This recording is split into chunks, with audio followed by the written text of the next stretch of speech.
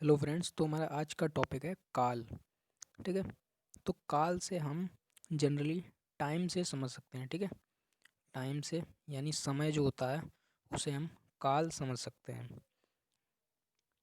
तो यहाँ पर हम काल के टाइप्स के बारे में बात करेंगे। ठीक है। तो काल के सबसे पहले जो काल है वो दो टाइप्स में डिवाइड होता है। ठीक है। उसके दो प्रकार होते हैं। सबसे पहले संवत्सर काल और एक आतुर काल।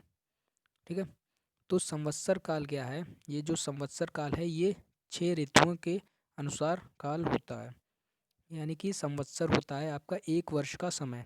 जो 1 वर्ष का समय है उसके अनुसार काल होता है। ठीक है, संवत्सर काल। और दूसरा आता है आपका आतुर काल। जो आतुर काल है वो आपका रोगी और रोग की अवस्था के अनुसार होता है। ठीक है। आतुर का मतलब होता है रोगी। ठीक है। तो ये रोग की अवस्था के अनुसार काल होता है। तो सबसे पहले हम आतुर काल देखते हैं। तो आतुर काल जो है वो फर्दर डिवाइड होता है दो प्रकार में। ठीक है। टू टाइप्स में जो आतुर काल है वो फर्दर डिवाइड होता है, एक काल में और एक अकाल में। ठीक है। एक होता है काल में औषध सेवन और एक होता है अकाल में औषध सेवन। यानी काल में औषध सेवन, जो रोगी है अगर काल है, ठीक है, तो उसका औषध सेवन करने का समय है। ठीक है। यानी काल में वह औषध सेवन कर सकता है और अकाल में वह औषध सेवन नहीं कर सकता है। ठीक है।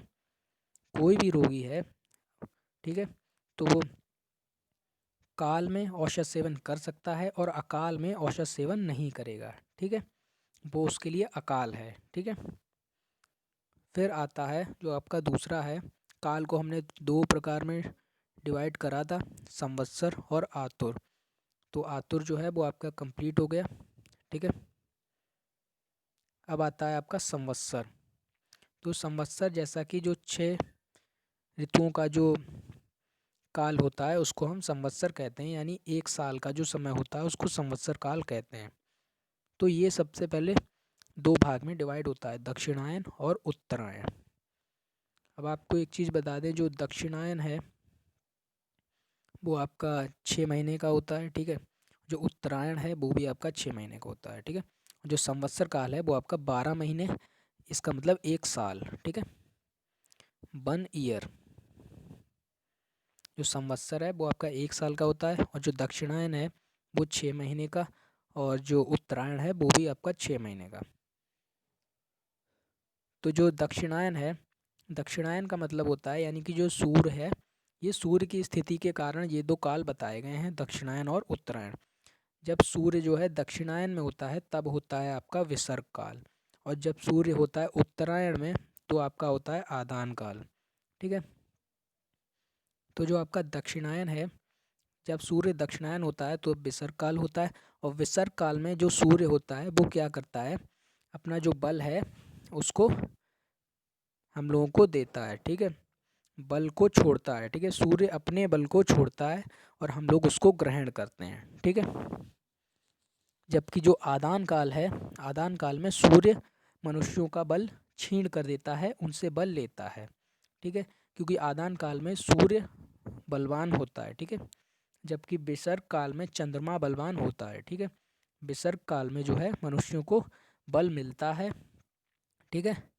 मनुष्यों को बल मिलता है, जबकि आदान काल में मनुष्यों को बल नहीं मिलता है, उनका बल और ज़्यादा क्षीण होता है। फिर उसके बाद में हम देखते हैं आदान काल। नहीं, पहले हम लोग देखेंगे विसर्ग काल को। ठीक है। जो दक्षिणायन है विसर्ग काल को, तो इसमें जो सूर्य है वो हमें बल प्रदान करता है।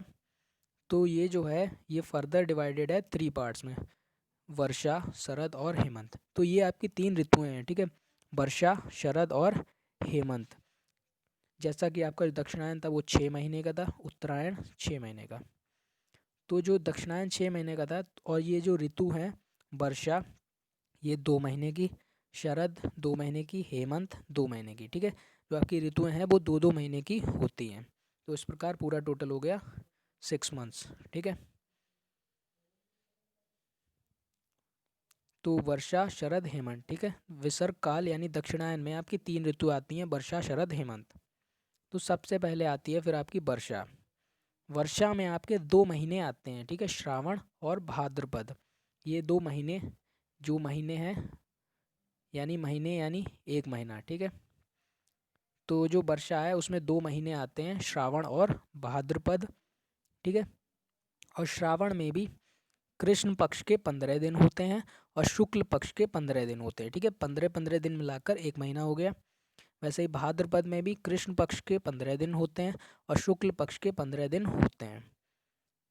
तो वर्षा में आपके 2 महीने आए, श्रावण और भाद्रपद, ठीक है। यानी इनमें ये कैसे होते हैं, वर्षा का मौसम होता है, ठीक है। और इसमें जो है कृष्ण पक्ष के 15 दिन और इसमें शुक्ल पक्ष के 15 दिन, इसमें भी उसी प्रकार कृष्ण पक्ष के 15 दिन और शुक्ल पक्ष के 15 दिन। फिर आपकी आती है हेमंत ऋतु। हेमंत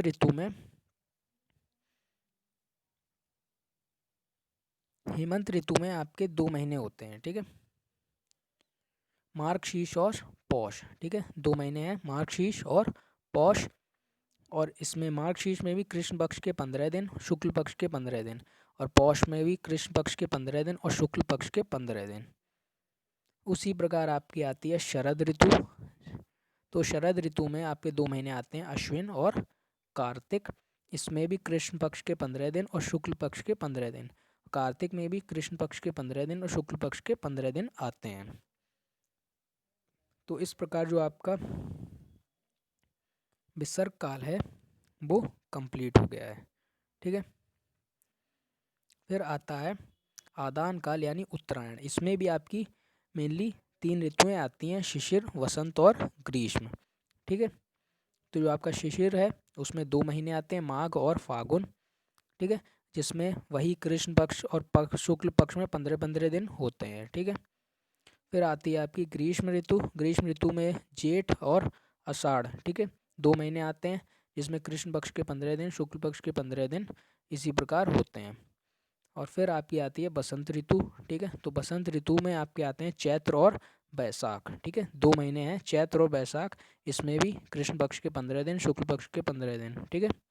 बैसाख में भी कृष्ण पक्ष के 15 दिन और शुक्ल पक्ष के 15 दिन। तो इस प्रकार जो आपका है ये काल का डिवीज़न रहता है। सबसे पहले काल जो है संवत्सर काल, आतुर काल में डिवाइड होता है। संवत्सर काल दक्षिणायन और उत्तरायण में डिवाइड होता है। दक्षिणायन के फिर 3 ऋतुएं हो जाती हैं, वर्षा, शरद, हेमंत। वर्षा में श्रावण भाद्रपद आता है, ठीक है। और जो शरद है उसमें आपका अश्विन कार्तिक आता है। हेमंत में आपका मार्गशीर्ष पौष आता है।